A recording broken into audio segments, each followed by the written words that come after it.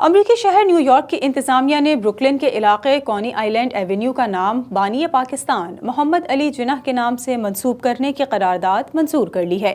آئندہ سال ایونیو سی سے ایونیو ایچ کا نام جناح وے بھی کہلائے گا۔ کونی آئلینڈ ایونیو میں پاکستانیوں کی کثیر تعداد آباد ہے، جن کی یہ خواہش رہی ہے کہ اس ایونیو کے نام کے ساتھ بانی پاکستان محمد علی جناح کا نام بھی شامل ہو۔ اب ان کی یہ خواہش پاکستانی امریکن یوتھ آرگنائزیشن کی کاوش سے پوری ہونے جا رہی ہے۔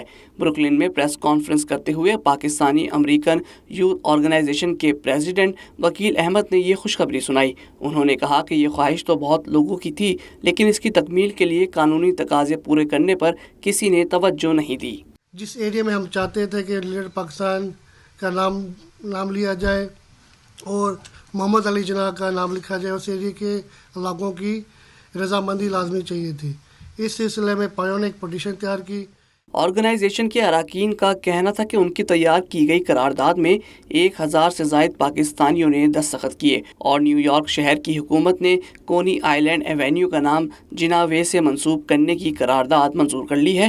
یہ ہماری طرف سے قائد اعظم کو ان کے یوم پیدائش پر تحفہ ہے۔ ہم نے محسوس کیا کہ جتنی کوشش ہم کر رہے ہیں اس سے زیادہ خوشی کا اظہار لوگوں نے کیا اور ہمیں سائن دی ہے۔ اس سلسلے میں ہمیں کم سے کم 1000+ سائن اکٹھے کیے۔ جو آرگنائزیشن کے اراکین کے بقول کونی آئلینڈ ایونیو کے ساتھ جناح وے کی تختی لگنے کے عمل میں 15 روز لگیں گے۔ افتتاحی تقریب میں نیو یارک کے میئر کو بھی مدعو کیا جائے گا۔ اس موقع پر نیو یارک پولیس کی مسلم آفیسر سوسائٹی کے صدر کیپٹن عدیل رانا، سارجنٹ زیغم عباس بھی شریک ہوئے اور محمد علی جناح کی 142ویں سالگرہ کا کیک بھی کاٹا گیا۔